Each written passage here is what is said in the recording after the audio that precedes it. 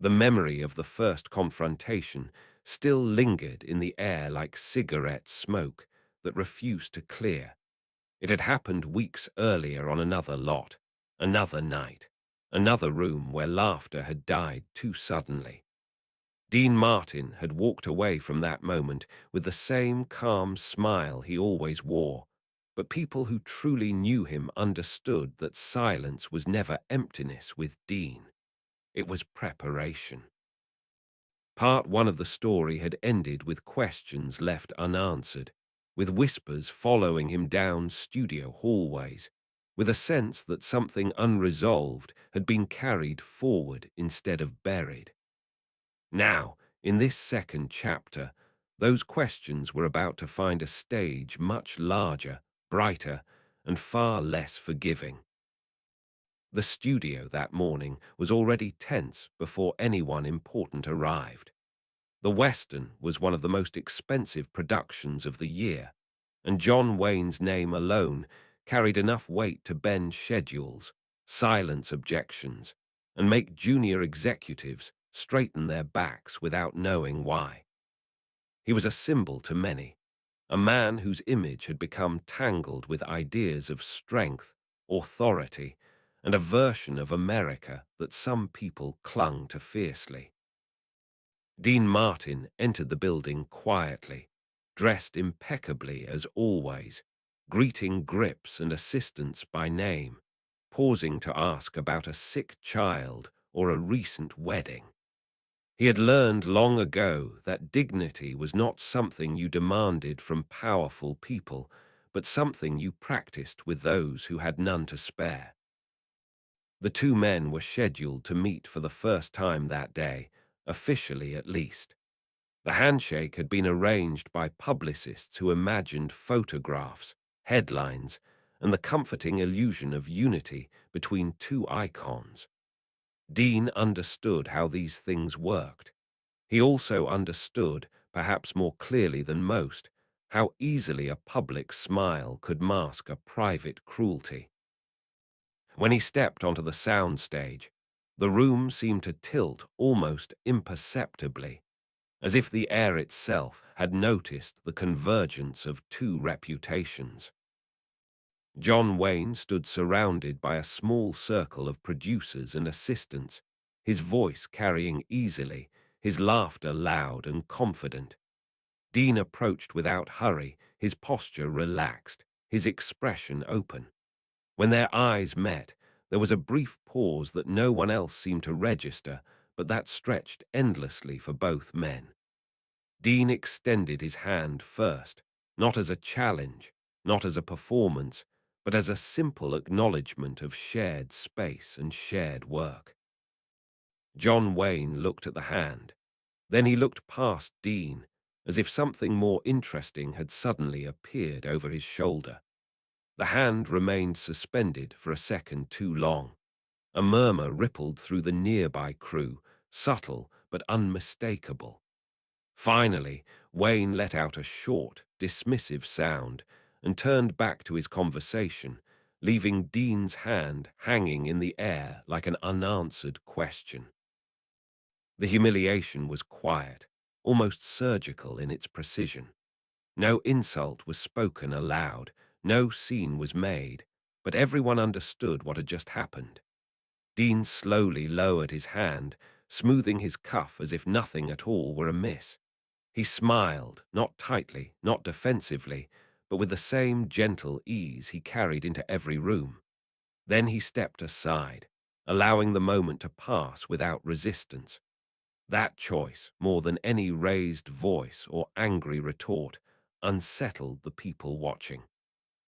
Injustice is most comfortable when it provokes anger. It becomes dangerous when it is met with composure. Word spread quickly, as it always did. By lunchtime, the story had already been distorted into something sharper, more dramatic, more useful to gossip. Some said Dean had been insulted because of his friendships. Others whispered about politics, about race, about loyalties that did not fit neatly into the narratives people preferred. What mattered was not the accuracy of these rumors, but the atmosphere they created. A line had been drawn, and everyone was waiting to see who would cross it. What many of them did not see was what happened later that afternoon, away from the cameras and the crowd. Dean was sitting alone at a small table near the edge of the lot, drinking coffee and reading a folded script he already knew by heart. A young lighting assistant, hands trembling slightly, approached him and apologized for what had happened, though he had played no part in it. Dean looked up, listened carefully, and thanked him for his kindness. Then, quietly, he asked the young man why he felt the need to apologize. The assistant hesitated before admitting that things like that happened often, that people with power could decide who deserved respect and who did not, and that most of the time it was easier to look away. Dean nodded slowly, as if confirming something he already knew.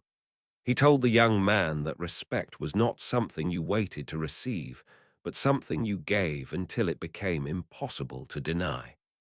Then he folded his script, stood, and said it was time to get back to work. The next days were marked by a subtle escalation, meetings where Dean's input was overlooked, social gatherings where his presence was acknowledged with politeness but not warmth, jokes told a little too loudly, comments framed as harmless but edged with something colder. The injustice was not a single act, but a pattern, one designed to remind Dean of his place without ever stating it outright.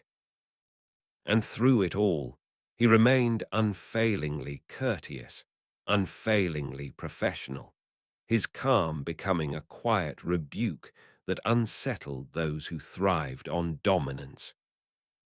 The turning point came not in a confrontation, but in a gathering meant to celebrate the studio's legacy. It was a formal event, attended by executives, actors, journalists, and a handful of carefully chosen guests whose presence signaled prestige. Speeches were scheduled, awards prepared, cameras positioned to capture every smile and handshake. John Wayne was expected to speak, as was Dean Martin, though many assumed Dean's role would be limited to a polite thank you and a quick exit. When Dean's name was announced, he walked to the podium with the same measured grace he brought to everything he did. The applause was polite, if restrained. He looked out at the audience, his gaze steady, his expression thoughtful. For a moment he said nothing, allowing the room to settle into an expectant silence. Then he began to speak, his voice low, warm, and unmistakably sincere. He did not mention the handshake. He did not mention insults or rumors or the small daily humiliations that had accumulated like dust. Instead, he spoke about the idea of strength, about how the men he admired most were not the ones who commanded fear, but the ones who protected dignity when no one was watching. He spoke about the responsibility that came with influence, about the way small actions could echo far beyond a single moment. Every word was carefully chosen, not to accuse, but to illuminate. Then, almost casually, he told a brief story about his father, about watching him greet people in their neighborhood with the same respect regardless of who they were or what they had. He paused, letting the simplicity of that memory settle over the room. Finally, he said very softly that refusing a hand offered in good faith did not make a man strong. It only revealed how afraid he was of standing as an equal. The silence that followed was complete. It was not the awkward pause of confusion, but the heavy stillness of recognition. People shifted in their seats. A few looked down at their programs. John Wayne sat rigid, his expression unreadable, the weight of the room pressing in on him from all sides. Dean did not look at him directly. He did not need to. The truth had already found its mark. When Dean finished, he nodded once, stepped away from the podium, and returned to his seat. The applause came slowly at first, then grew, not loud or exuberant, but sustained, deliberate, filled with something like relief. It was the sound of dignity being restored not through force but through clarity. After the event, no photographs captured what happened next, but those who were close enough saw it clearly. John Wayne approached Dean, his movements slower than usual, his confidence visibly shaken. He extended his hand. Dean looked at it for a moment, then met Wayne's eyes. There was no triumph in his expression, no satisfaction in seeing another man humbled. He simply took the offered hand and shook it firmly once, then released it. Nothing more was said. Nothing needed to be. In the days that followed, the atmosphere shifted. Conversations softened. Tensions eased. People who had once kept their distance now sought Dean out, not out of fear or obligation, but respect. The injustice that had been allowed to fester was not erased, but it was named, confronted, and diminished by a man who understood that true authority did not require dominance. The night after the studio gala did not end when the lights dimmed and the guests went home. It followed Dean Martin quietly, the way certain moments do when they have shifted something fundamental. Part one of this larger story had ended with restraint and unanswered tension. What unfolded at the gala had not resolved everything, it had exposed it. Part two begins in the stillness that comes after a public reckoning, when reputations feel heavier and every choice carries consequences. The next morning the studio lot felt different.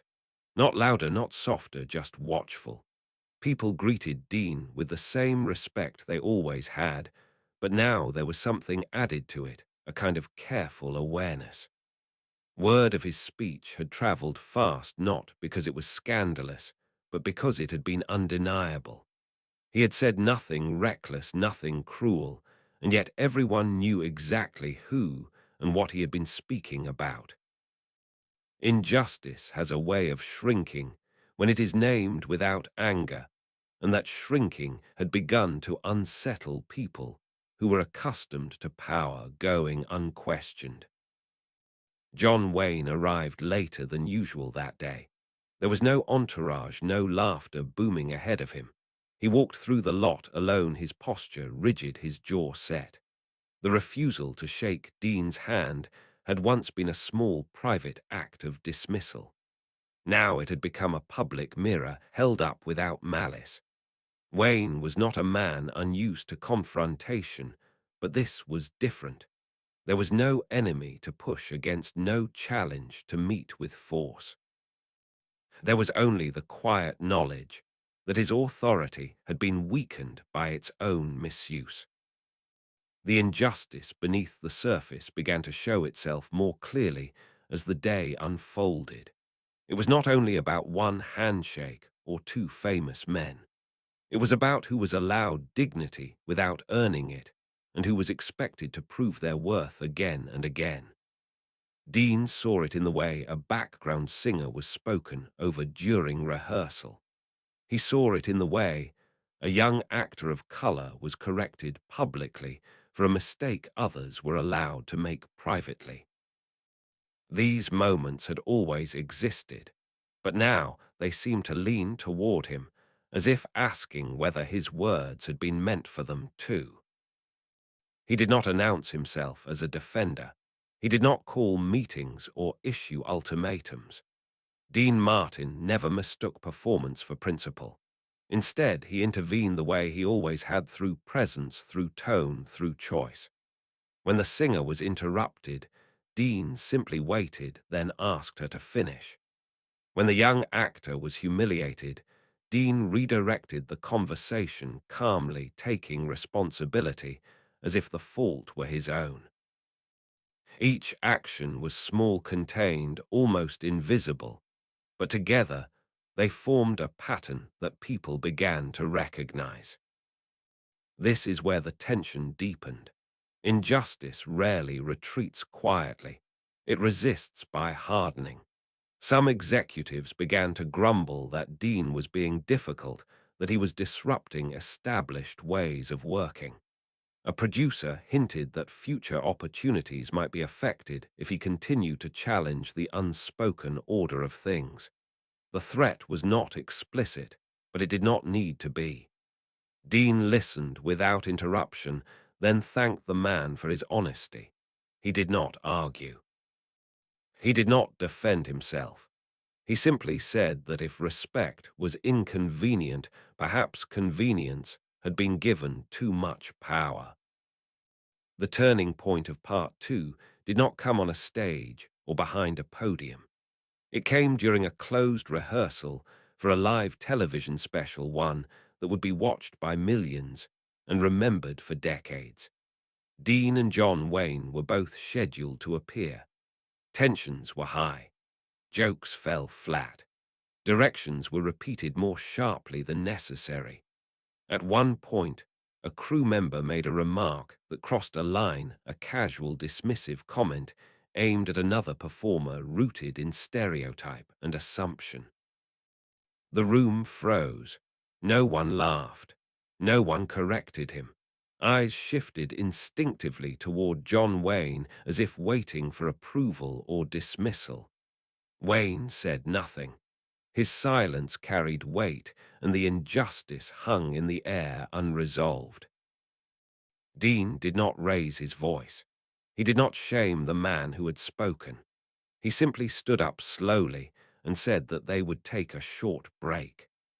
Then he looked at the crew member and said with unmistakable calm that humor built on humiliation was not humor at all, it was laziness. He added that everyone in that room was there because someone once believed in them, and that belief deserved protection, not ridicule. No one argued. No one interrupted. Even John Wayne looked away. When rehearsal resumed, something had shifted. It was subtle but irreversible. The atmosphere grew more careful, more human. People spoke with intention. The injustice that had been normalized was now visible, and visibility stripped it of its disguise. Later that evening, John Wayne approached Dean again, this time not in public, not under lights. He did not apologize outright. He was not a man who found that easy, but he acknowledged that things had gone further than they should have, and that Dean's words had forced him to confront parts of himself he had never questioned. Dean listened without judgment. He did not absolve. He did not condemn. He simply said that strength had many forms, and the strongest among them was the willingness to change. By the time part three begins, the studio no longer feels like neutral ground. It has become a place where people measure their words and actions more carefully because they have seen what quiet authority can do. The earlier chapters of this story were not about victory, they were about exposure. Now the consequences of that exposure begin to take shape in ways no one fully anticipated. The television special moves closer to its live broadcast date, and with it the pressure intensifies. Executives are nervous not because of ratings, but because the atmosphere has changed. The old unspoken hierarchy, where some voices mattered more than others, has been disturbed. Some people welcome it, others resent it deeply. Injustice does not disappear when challenged, it adapts, and in this phase it seeks subtler forms. Schedules shift without explanation, decisions are delayed, favors once given freely now come with conditions. Dean recognizes these patterns immediately because he has lived long enough to know that resistance often hides behind procedure. John Wayne becomes quieter during this period. He is still present, still respected, but the certainty that once surrounded him has thinned. People no longer look to him automatically for cues. Some look instead toward Dean, not because Dean has claimed leadership, but because he has demonstrated consistency. That shift unsettles Wayne more than open criticism ever could. Power questioned in silence feels heavier than power attacked aloud. The injustice that brings Part 3 to its peak is not public humiliation this time, but exclusion. A group of performers, including musicians and dancers, many of them from backgrounds long marginalized in the industry, are quietly removed from a segment of the show. The explanation offered is timing, budget, flow, pacing. None of it holds up under even mild scrutiny. Dean learns about it indirectly through a wardrobe assistant who mentions it as if it were already decided beyond challenge. Dean does not react immediately. He asks questions calmly, listening fully before speaking. When he reviews the revised program, he sees clearly what has happened. The show has been polished into something safer, something narrower, something that reflects comfort rather than truth. This is not an accident. It is a retreat. He requests a private meeting with the producers. No demands, no accusations, just a conversation. When they gather around the table, the tension is immediate. They expect anger or negotiation. Instead, Dean asks a single question. He asks them what story they believe they are telling. The room grows quiet. Answers come slowly, framed in language about tradition and audience expectations. Dean listens, nodding occasionally, then asks another question just as gently. Whose tradition and whose audience? That is the moment discomfort turns into defensiveness. One producer suggests that Dean is overreaching, that his role is to perform, not to shape decisions. Dean thanks him for his honesty, then says something that lands with more weight than any threat. He says that he will not participate in a show that achieves elegance by erasing people. He says it without raising his voice, without drama, without ultimatum. He simply states a boundary and lets it stand. The stakes rise immediately. Removing Dean Martin from the broadcast would be unthinkable, but yielding to him would set a precedent the studio fears. The meeting ends without resolution. Rumors spread again, this time sharper-edged. Some say Dean is difficult, others say he has lost perspective. John Wayne hears these rumors too, and for the first time he recognizes the familiar pattern not as strength, but as cruelty disguised as order. The turning point of Part 3 arrives hours before final rehearsal. The producers still have not restored the removed performers. The atmosphere backstage is strained, brittle. Dean sits alone reviewing his lines, not because he needs to, but because stillness helps him think. John Wayne approaches him slowly, almost hesitantly. This is no longer a confrontation between two icons, it is a crossroads between two legacies. Wayne admits that he understands now what Dean has been doing, not just speaking but standing. He admits that the silence he once used to assert authority now feels like complicity. This admission does not redeem him yet, but it cracks something open. Dean listens, as always, without interruption. Then he says something deceptively simple. He says that standing beside someone costs less than standing alone, and yet it means more.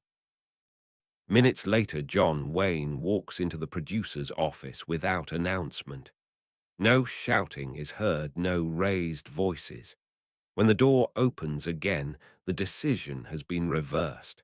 The performers are reinstated fully visibly, without apology, but without obstruction. The injustice does not end with fanfare, but with compliance, and in that moment compliance is enough. Final rehearsal begins again, and something extraordinary happens. The energy shifts not into triumph, but into unity. The restored performers take their places not with bitterness but pride. Dean watches quietly from the side, hands folded, expression unreadable but eyes steady. John Wayne does not seek credit.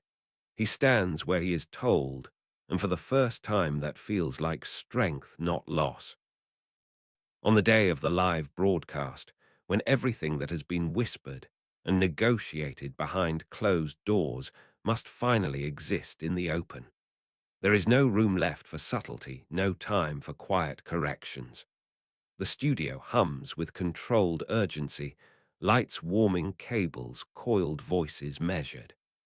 Millions will be watching, and everyone knows that whatever happens tonight will be remembered not only for its performances, but for what it chooses to honor and what it chooses to hide.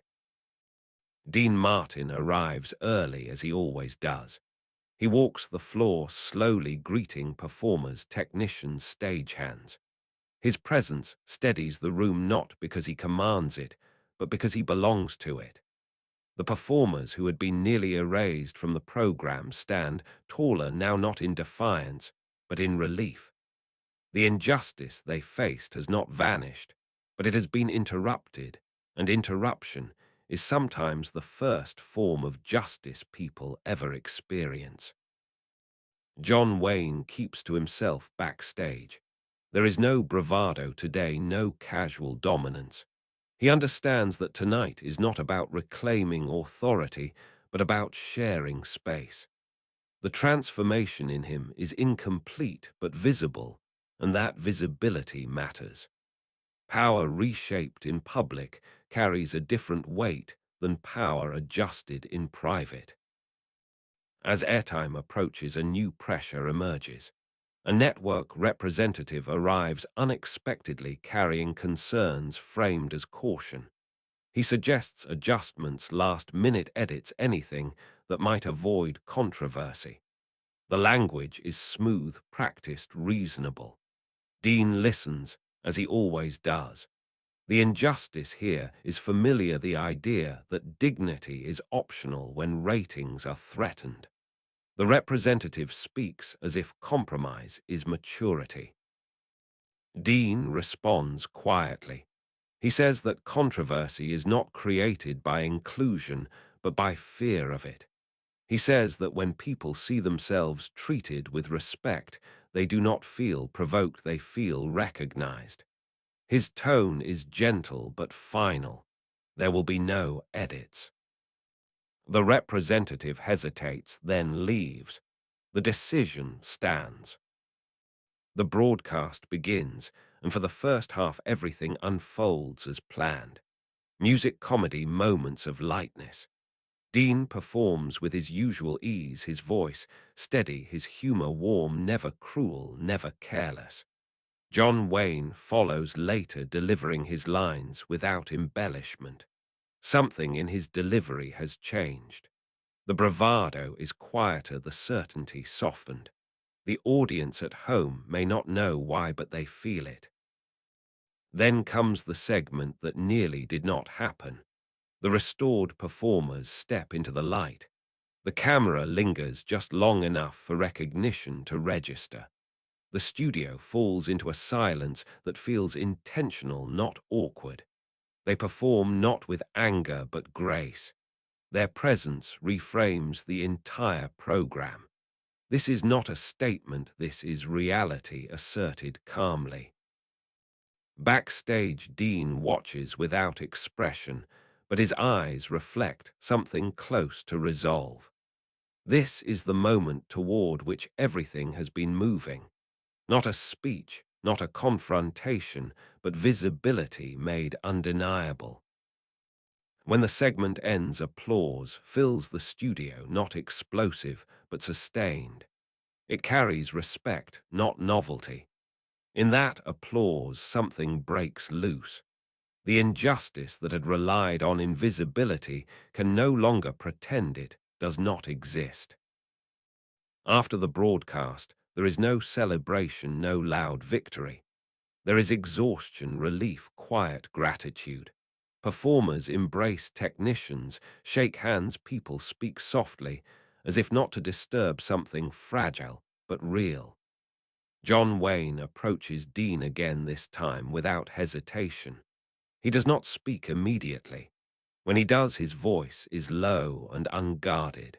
He says that he once believed leadership meant being followed without question. He says he understands now that it means being willing to change when you are wrong. Dean listens, then replies with a single sentence. He says that the measure of a man is not how many people stand behind him, but how many stand taller, because he chose to stand beside them. That night ends without headlines, but with something more enduring. People leave the studio carrying a different understanding of what is possible. The injustice confronted in earlier parts has not been erased from the world, but it has been pushed back in one place at one time by calm, by consistency, by courage that never raised its voice. The applause has faded, and the studio lights have cooled when the real cost of standing for dignity begins to surface. History rarely records what happens in the days after a moral stand, but this is where the weight truly settles. The broadcast is already being discussed, praised, questioned, dissected. Some critics call it powerful, others call it unnecessary. Those words are familiar tools used to dull change without openly opposing it. Dean Martin feels the shift immediately. Invitations slow. Phone calls are returned later than before. Conversations once warm become careful. No one confronts him directly, but opportunity has a way of responding to disobedience. The injustice in this chapter is quieter, more institutional. It does not shout or humiliate. It simply withholds. John Wayne faces his own reckoning. He is no longer challenged publicly, but he senses something has altered in how people respond to him. The unquestioned authority he once carried has been replaced by something conditional. Some admire him for standing with Dean, others judge him for it. He realizes too late how much of his power had depended on never being asked to reflect. Dean does not complain. He never confuses consequence with punishment. He understands that integrity often demands patience. Instead, he focuses on the people affected most deeply by what happened. A young musician tells him that seeing herself on that stage changed how she sees her future. A stagehand thanks him quietly for making the room feel safer. Dean listens to each of them with the same seriousness he would give a producer or executive. This is where he draws his strength, not from approval, but from impact. The turning point of Part 5 arrives unexpectedly during a private industry gathering. It is smaller than the gala, more exclusive, more controlled. Decisions are made here quietly, careers nudged forward or stalled. Dean is invited but not featured. He attends anyway because presence itself can be a statement. During the evening, an influential executive speaks about preserving tradition, about protecting audiences from discomfort. The words are polished, but the meaning is clear. Inclusion is framed as risk, dignity as distraction. Many nod along, relieved that someone is saying what they have been thinking. When Dean is invited to respond, he does not contradict the man directly. Instead, he tells a short story about performing for troops overseas, about seeing fear and hope sit side by side in the same room. He explains that people do not need comfort from art, they need truth delivered with care. He says that discomfort is not the enemy, indifference is. The room grows quiet, not hostile but unsettled. Some look thoughtful, others defensive. The executive does not reply. After the gathering, something shifts again. Not immediately, not dramatically, but perceptibly. Dean is offered a role that allows him creative influence, not as a reward, but as a necessity. The industry has begun to recognize that integrity draws audiences in ways spectacle cannot sustain. John Wayne approaches Dean later that night not as a symbol, not as a rival, but as a man who has learned something too late to be proud of, but not too late to act on. He thanks Dean not for saving him, but for forcing him to look at himself without armor. Dean responds simply saying that reflection is the beginning, not the end. The truest endings rarely announce themselves. Weeks have passed since the broadcast, since the quiet stands, since the rooms that shifted, because someone refused to look away. The industry has moved on, as it always does, chasing the next project, the next headline, the next distraction. Yet something underneath has been altered, and those who felt it cannot unfeel it. Dean Martin feels the change most clearly in the smallest moments.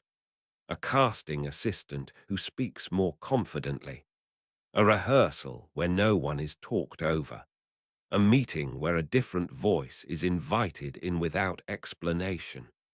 These are not revolutions, they are corrections, and Dean understands that correction is how dignity survives in places built on habit. The final injustice reveals itself not as an act of cruelty, but as a test of memory. A major studio prepares a retrospective honoring the Golden Age. The list of names is impressive, familiar, comfortable, but it quietly excludes the very performers whose presence challenged the old boundaries, whose contributions were once minimized, then nearly erased again. The omission is framed as oversight, timing, scope. Dean recognizes it instantly. Erasure does not always announce itself. It simply hopes no one notices. He is invited to participate in the retrospective as a central figure. His involvement would legitimize it. His absence would raise questions. This is the final crossroads of the story, not dramatic, not public, yet decisive. Dean does not issue demands. He writes a letter, short, measured, unmistakably clear. He states that he will be honored only if the honor is shared honestly. He explains that history is not a monument to comfort, but a record of courage, including the courage to acknowledge who was left out. The response takes days. Pressure builds quietly. Some advise him to reconsider to protect his legacy. Dean understands that legacy protected by silence is not worth keeping. When the studio finally agrees, revising the program, expanding the names, acknowledging the truth without spectacle, Dean accepts with gratitude, not triumph. John Wayne watches this final act from a distance. He is no longer at the center of the story, and he knows it, yet he feels its weight. He sends Dean a note, handwritten, brief. It says that he has learned something he should have learned earlier, that respect given freely returns multiplied. Dean reads it once, folds it carefully, and places it away. Some lessons do not need replies. The retrospective airs months later. It is received not as controversy, but as correction. Audiences respond with emotion, not outrage. They see a fuller picture, a more honest one. Dean appears briefly, speaking not about himself, but about shared work, shared responsibility, shared humanity. His words are calm as always, but they carry the accumulated force of every quiet choice that came before. The story ends where it began, not on a stage, but in stillness. Dean sits alone late at night, listening to music, letting the room breathe. He knows that justice will always require someone willing to stand calmly in the way of silence. He knows that power will always test character, and that dignity must be practiced daily, not declared once.